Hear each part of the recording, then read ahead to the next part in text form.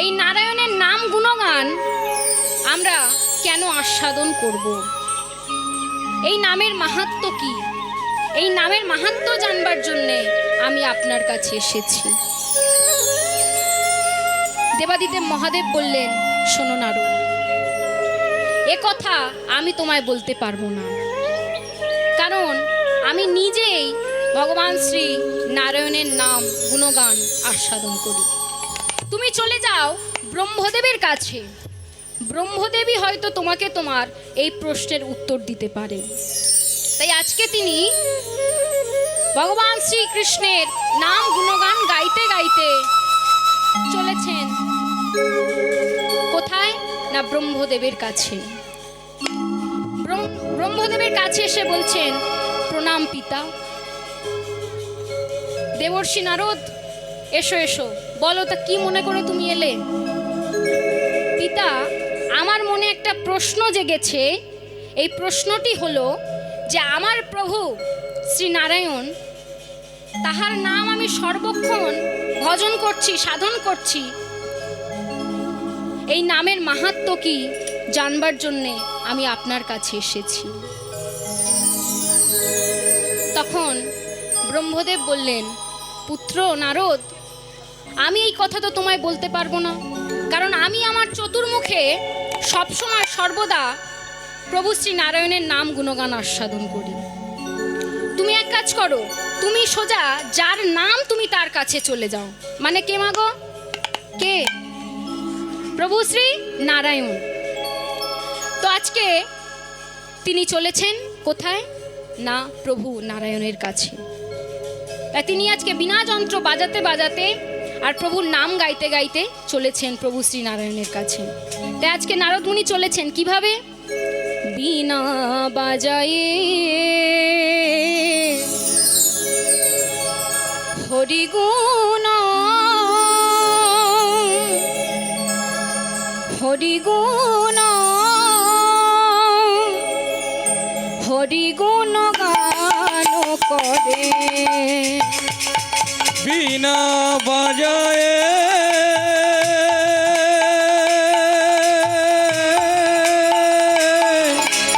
হরিগুণ হরিগুণ হরিগুণ গান করে, বিনা বাজায়ে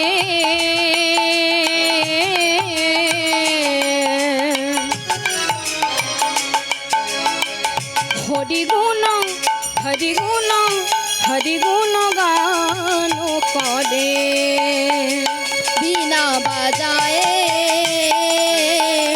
হরিগুণ হরিগুণ হরিগুণ গান করে,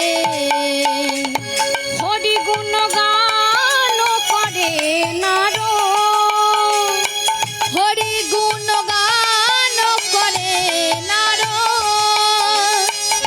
হরিগুণ গান করে নারদ, হরিগুণ গান করে নারদ, হরিগুণ হরিগুণ হরিগুণ গান করে, বিনা বাজায়ে হরিগুণ হরিগুণ হরিগুণ গান করে। তাই আজকে নাম করতে করতে কে আসছেন? দেবর্ষি নারদ এলেন নারায়ণের কাছে, এসে বললেন, নারায়ণ নারায়ণ। প্রণাম প্রভু। আরে নারদ মুনি, এসো এসো, অনেক দিন পর, তা কি মনে করে আমার কাছে এলে? প্রভু, আমার মনে একটা প্রশ্ন জেগেছে। সে প্রশ্নটা কি?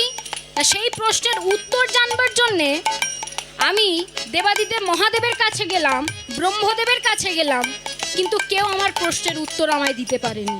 সেই প্রশ্নটা কি না, সেই প্রশ্নটা হলো, আমি আমার প্রভু নারায়ণ মানে আপনি, আপনার নামের মাহাত্ম্য কি? এই প্রশ্নের উত্তর জানবার আমার ইচ্ছা করছে। তাই আপনি আমায় বলুন যে এই নামের মাহাত্ম্য কি। শোনো নারদ, তুমি যে প্রশ্নের উত্তর জানবার জন্য এত জায়গায় গেছো, আমার কাছেও এসছো, কিন্তু আমি বলতে পারবো না যে এই নামের মাহাত্ম্য কী। তুমি চলে যাও জমালয়ে, জমালয়ে গেলেই হয়তো তুমি তোমার এই প্রশ্নের উত্তর পেতে পারো। আর এমনিতে তো তুমি অনেক দিন ওখানে যাওনি, তুমি জমালয়টা দর্শন করে এসো আর তোমার প্রশ্নের উত্তরও তুমি নিয়ে এসো। তাই মা গো, আজকে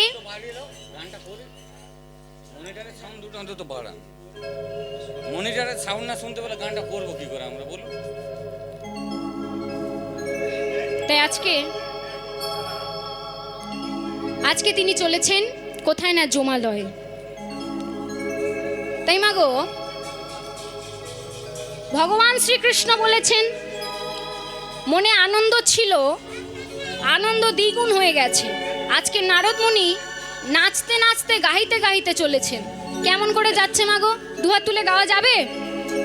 গাওয়া যাবে তো মায়েরা? গাওয়া যাবে?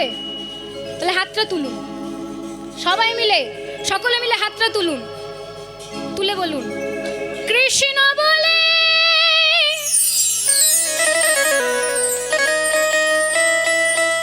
বাহু তুলে এসো না ভাই, হরি বলে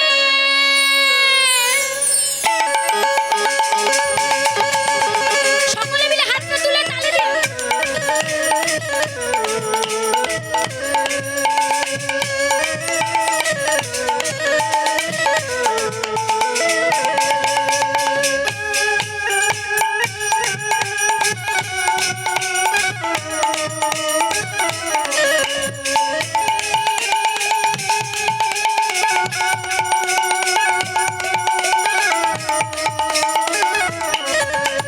কৃষ্ণ বলে বাহু তুলে এসো না ভাই, হরি বলে কৃষ্ণ বলে বাহু তুলে এসো না ভাই, হরি বলে কৃষ্ণ বলে বাহু তুলে এসো না ভাই, হরি বলে কৃষ্ণ বলে বাহু তুলে এসো না ভাই, হরি বলে।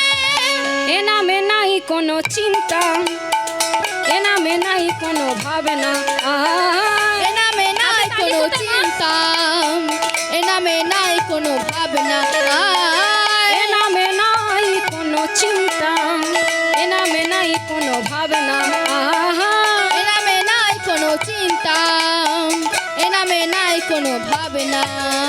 বদন ভরে এই নামে গাও, বদন ভরে এই নামে গাও, বদন ভরে এই নামে গাও, বদন ভরে এই নামে গাও।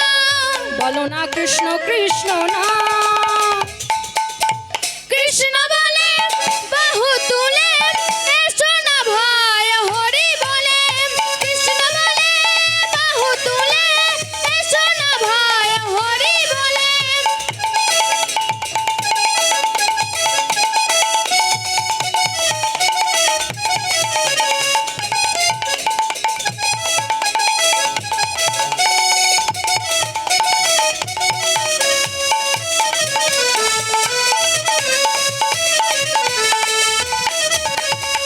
এ নামে নাই কোনো ভয়, এ নামে আছে শুধু জয়, এ নামে নাই কোনো ভয়, এ নামে আছে শুধু জয়, এ নামে নাই কোনো ভয়, এ নামে আছে শুধু জয়, এ নামে নাই কোনো ভয়, এ নামে আছে শুধু জয়।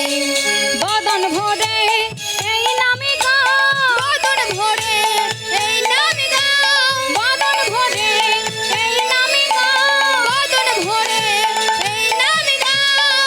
বলো না কৃষ্ণ কৃষ্ণ না। আমার মা, আমি একাই যাব, একাই যাব না, হাতটা তুলুন সকলে মিলে, সবাই মিলে, সবাই মিলে মা, আমার বাবারা হাতটা তুলুন, তুলে বলুন কৃষ্ণ বলে বাহু তুলে এসো না ভাই, হরি বলে কৃষ্ণ বলে বাহু তুলে এসো না ভাই, হরি বলে কৃষ্ণ বলে বাহু তুলে এসো না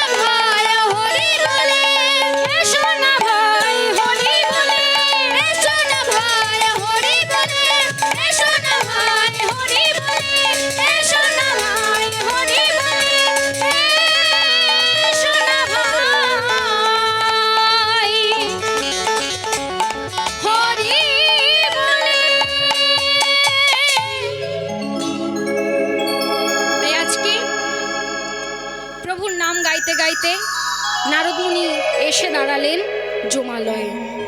এসে বললেন, প্রণাম যমরাজ।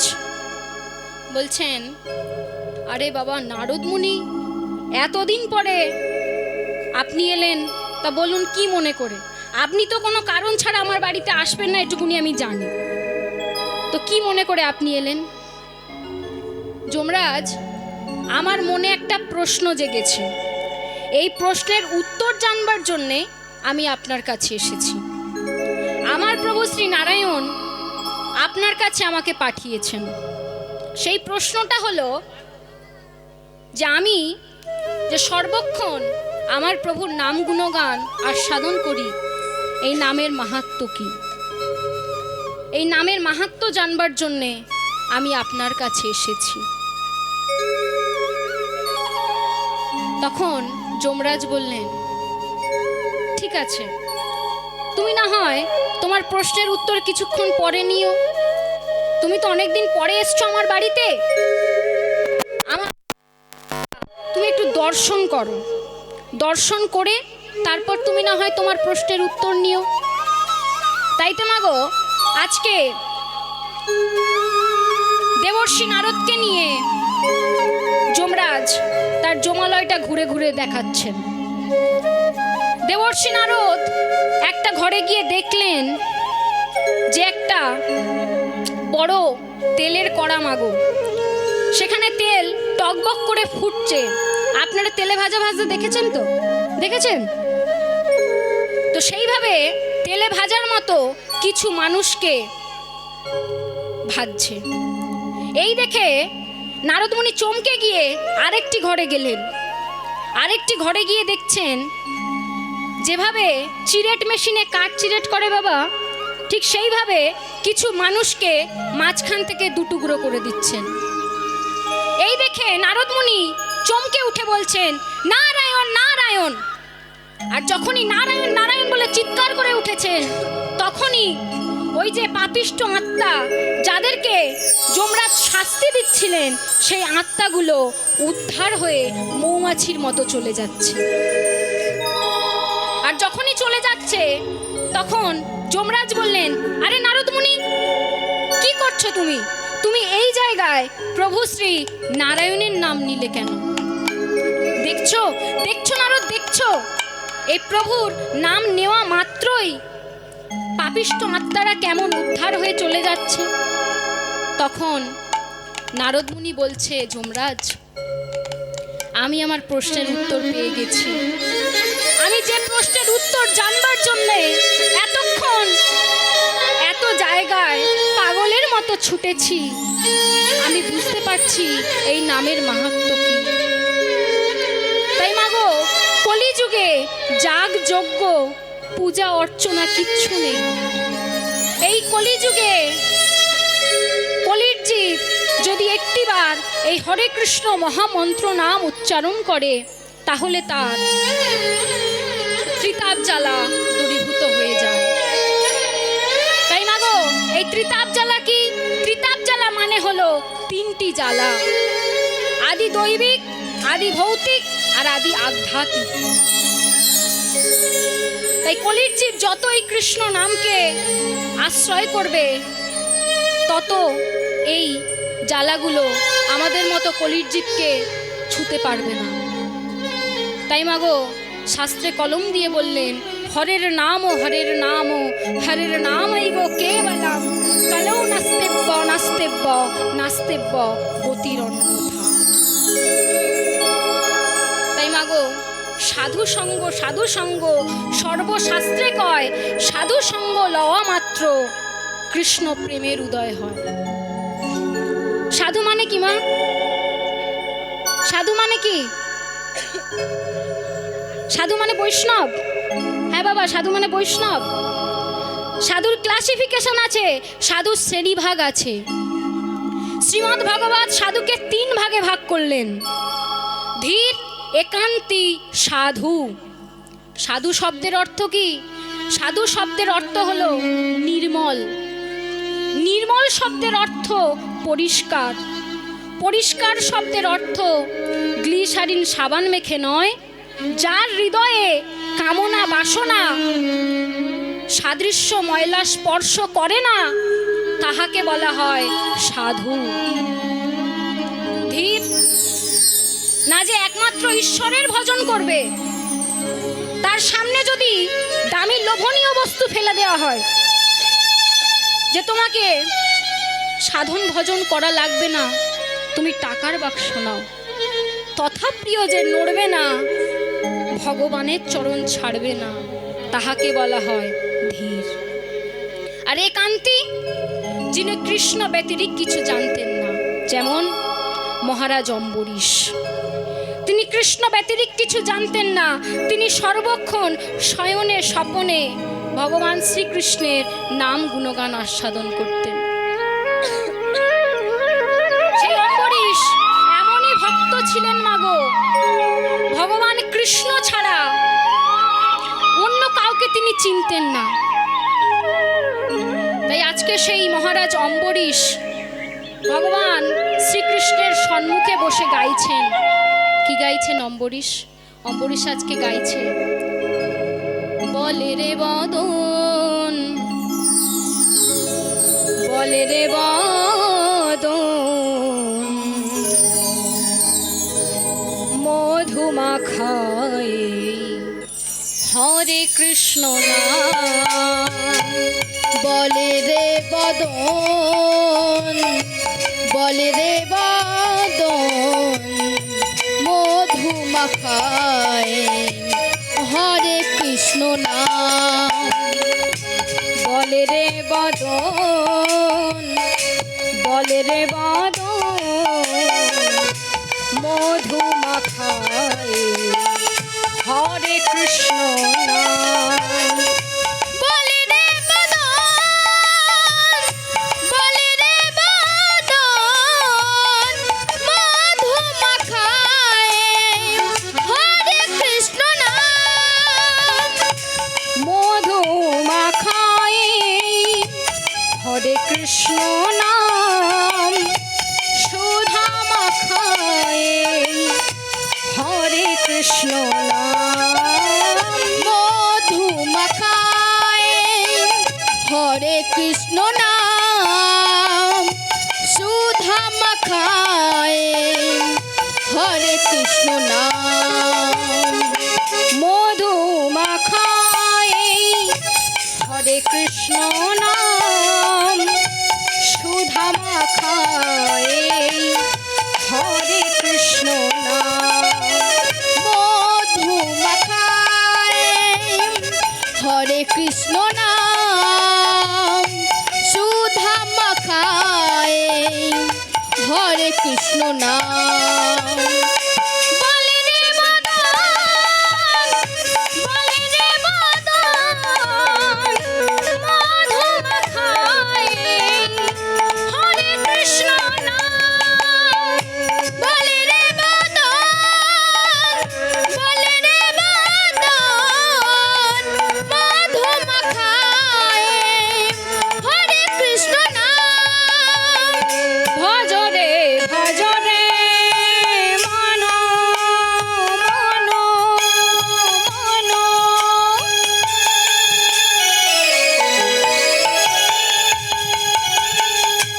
ভজ রে ভজ রে মন গোবিন্দ গোপাল। এই হরি নাম ছাড়া জীবে গতি নাহিয়া। ভজরে ভজরে মন গোবিন্দ গোপাল, এ হরি নাম ছাড়া জীবে কোনো গতি নাই। ভজ রে ভজ রে মন মন মন,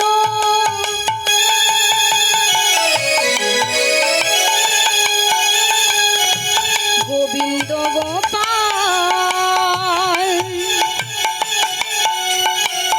এই হরি নামে ছাড়া জীবে গতি নাহিয়া। ভজরে ভজরে মন